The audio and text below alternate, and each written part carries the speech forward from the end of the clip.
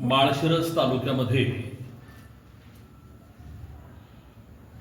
गेल्या काही दिवसापूर्वी एक उषा साठे नावाच्या महिलेच्या मृत्यूची घटना महाराष्ट्रभर पसरली.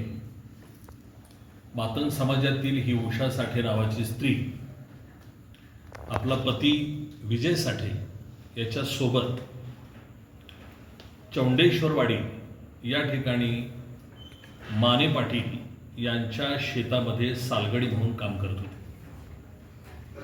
उषा साठेचं ते माहेर आहे. उषा साठेचं ते माहेर आहे. चौंडेश्वरवाडी हे उषा साठेचं माहेर आहे. आणि हा जो सचिन माने देशमुख आहे हा त्या गावचा मोठा जमीनदार आहे, बागायतदार आहे, धनदांडग्या जातीचा आहे आणि क्रिमिनल माइंडेड आहे. उषा साठेचं लग्न झाल्यानंतर विजय साठे आणि उषा साठे 8-10 वर्षापासून त्याच्या शेतात काम करतायत. परंतु परवा 7 तारखेला अचानकपणे दिवसा ढवळ्या 12, 12:30 किंवा फार तर 1 वाजेपासून दरम्यान उषा साठेचा गोळी लागून किंवा गोळी झाडल्यामुळे मृत्यू झाला अशी बातमी महाराष्ट्रात आमच्यापर्यंत समजली.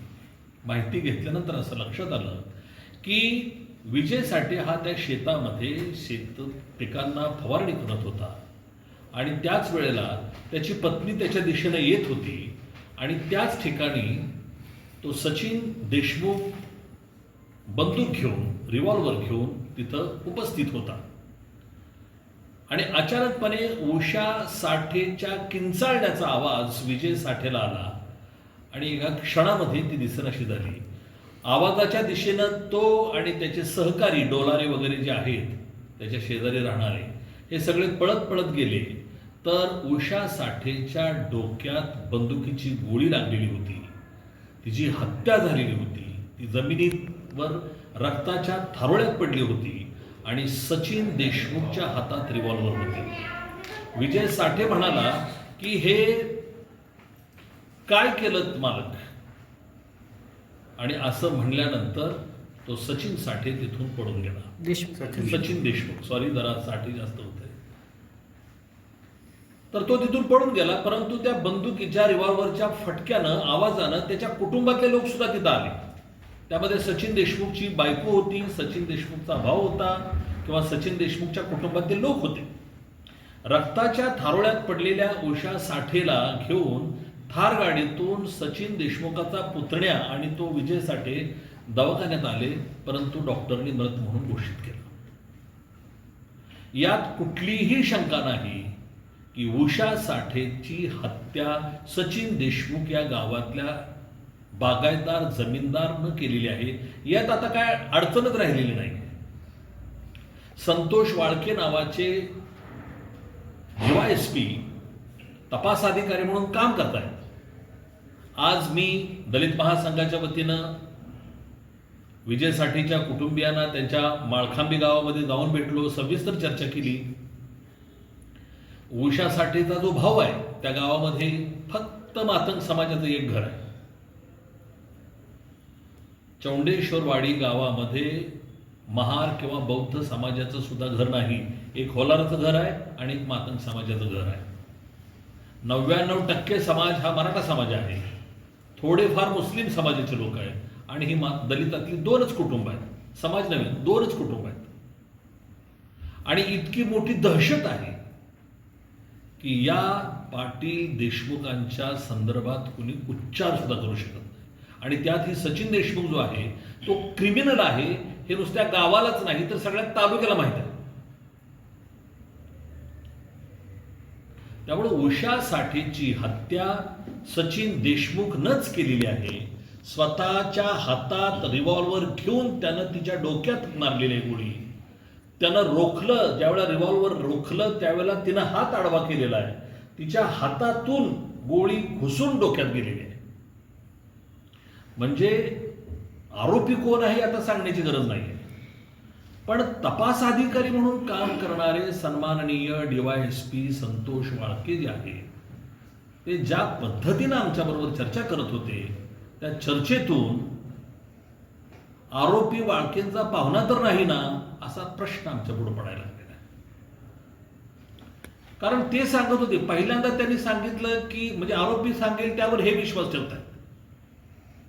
आरोपीवर किती विश्वास ठेवायचा हे तपास अधिकाऱ्यांनी ठरवलं पाहिजे. आरोपी सुरुवातीला म्हटला की पिसाळलेले कुत्रं होतं, कुत्र्याला गोळी घालताना गोळी लागली. लगेच वाळकेने हे कारण सगळ्यांना सांगितलं की कुत्र्याला गोळी घालताना लागली. नंतर त्यांनी सांगितलं, त्या आरोपीनं सांगितलं यांना, मी रिव्हॉल्वर साफ करत होतो आणि चुकून गोळी लागली.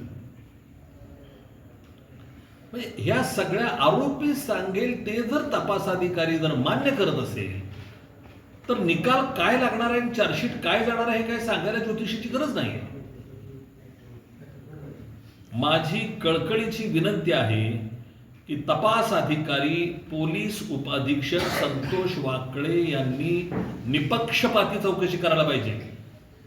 रिव्हॉल्वर जर का सचिन देशमुखाच्या वडिलांच्या नावावर असेल तर त्या वडिलाला आतापर्यंत घरी ठेवण्याचं कारण काय आहे? घ्या ना ताब्यात त्याला.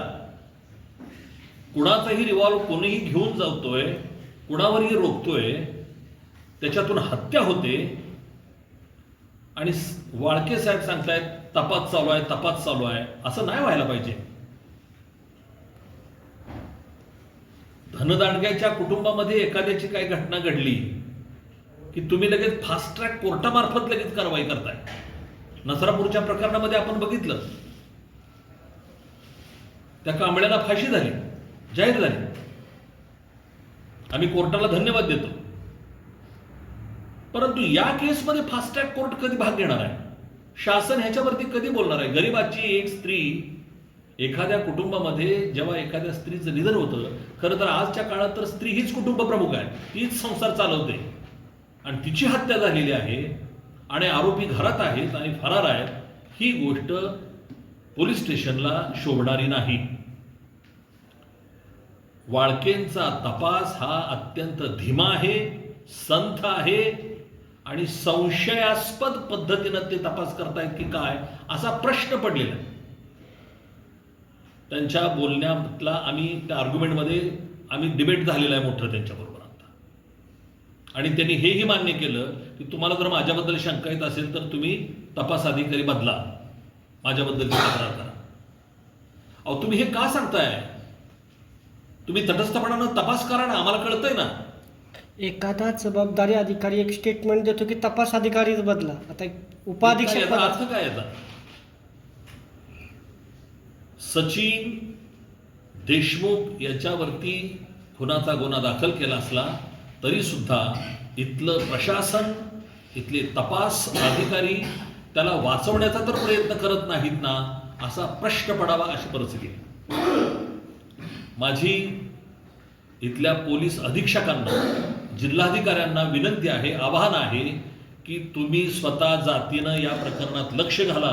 एका गरिबाची बायको गेलेली आहे, एका मातंग समाजातली स्त्रीचं हत्या झालेली आहे आणि तुम्ही जर विठ्ठल रुक्माई जर करणार असेल तर इथं रुक्माई गेलेली आहे हे लक्षात असू द्या. रुक्माईची हत्या झालेली आहे इथं एका कुटुंबातल्या. तर ह्या सगळ्या गोष्टी आहेत. मी आपल्याला सांगेन की हा जो देशमुख आहे, काही वर्षापूर्वी चावरे नावाच्या गावातल्या एका महिलेची 2-3 वर्षापूर्वी आत्महत्येचं प्रकरण झालेलं आहे त्याच शेतामध्ये. ती आत्महत्या आहे की हत्या आहे तो सुद्धा खरं तर पुन्हा तपास व्हायला पाहिजे. त्या सगळ्या फाईल पाहिजे तर रिओपन करा. तुमच्या लक्षात येईल हा देशमुख काय आहे. हा देशमुख स्त्रीलंपट आहे आणि पोलीस अधिकारी पाहिजे तितके सक्षम आणि तत्पर आणि तटस्थ दिसत नाही. म्हणून या राज्याच्या गृहमंत्र्यांना, मुख्यमंत्र्यांना आम्ही आवाहन करतोय की तुम्ही स्वतः लक्ष घाला. जसं नसरापूरमध्ये तुम्ही लक्ष घातलं, जसं कल्याण डोंबिवलीच्या प्रकरणामध्ये लक्ष घातलं, तशा पद्धतीनं तुम्ही माळशिरसच्या याच्यामध्ये या केसमध्ये लक्ष घाला आणि त्या गरीब कुटुंबाला आणि समाजाला न्याय द्या. माळशिरसमध्ये इतका अत्याचाराचं प्रमाण वाढलेलं आहे की या तालुक्यात आल्यानंतर वाटतं की हा तालुका महाराष्ट्रात आहे का बिहारामध्ये आहे. इथला लोकप्रतिनिधी तो सुद्धा शिव्या देतो लोकांना, अधिकाऱ्यांना शिव्या देतो. ही काय भाषा आहे? माझ्याकडं एक क्लिप माझ्यापर्यंत आली. खासदार म्हणतात माधवशोध. अरे काय चाललंय काय या तालुक्यामध्ये? मी तर एवढंच म्हणेन, हा सगळा अन्याय अत्याचाराच्या घटना बघून माळशिरस तालुक्यामध्ये ना धैर्य राहिलेलं आहे कोणामध्ये, ना शील राहिलेला आहे. धैर्य आणि शील हरवत चाललाय हा तालुका. जबाबदार माणसं जी आहेत तीच अशा पद्धतीनं वर्तन करतायत. हा मतदारसंघ राखीव आहे आणि राखीव मतदारसंघामध्ये जो लोकप्रतिनिधी निवडून आलेला आहे त्यांना भेट सुद्धा दिलेली नाही. अधिवेशन चालू होतं, त्यांनी आपल्या मतदारसंघातला हा प्रश्न एवढा जिव्हाळ्याचा असता तर त्यांनी उपस्थित केला असता. विधानसभेत काढलेलं नाही. का काढलेलं नाही? कारण जो लोकप्रतिनिधी निवडून आलाय सन्माननीय उत्तम जानकर हे दलित नाहीत, ते धनगर समाजाचे आहेत आणि तिने बोगस सर्टिफिकेट घेतलेलं आहे खटीक म्हणून. आणि असे बोगस लोकप्रतिनिधी जर असतील आणि मस्तवाल लोकप्रतिनिधी असतील तर सर्वसामान्य माणसाला इथं कुणी वाली नाही असं मी म्हणेन. त्यामुळं माझं जे साकडं आहे ते आता गृहमंत्री देवेंद्र फडणवीस यांना आहे. त्यांनी पोलीस अधीक्षकांनी या प्रकरणामध्ये लक्ष घालावं आणि विजय साठे कुटुंबियाला न्याय द्यावा असं माझं आव्हान आहे. सदर घटनेच्या वतीनं आम्हाला मंगळवारपर्यंत तपास अधिकाऱ्यांनी मुदत दिलेली आहे की जो तपास, जो रिव्हॉल्वर ज्या सचिन देशमुखच्या वडिलाच्या नावावर आहे आणि मंगळवारपर्यंत मला वेळ द्या, मी त्यांना अटक करतो म्हणून त्यांनी सांगितलेलं आहे. जर मंगळवारपर्यंत संतोष वाळके यांनी ज्याच्या नावावर रिव्हॉल्वर आहे त्याला जर अटक केली नाही तर दलित महासंघ इथं तीव्र आंदोलन करेल आणि या तालुक्यातल्या शहरातल्या सर्व समाज बांधवांना बरोबर घेऊन, सर्व संघटनांना बरोबर घेऊन आम्ही आमचा आक्रोश इथं व्यक्त करू, एवढंच मी या क्षणाला आवाहन करतो.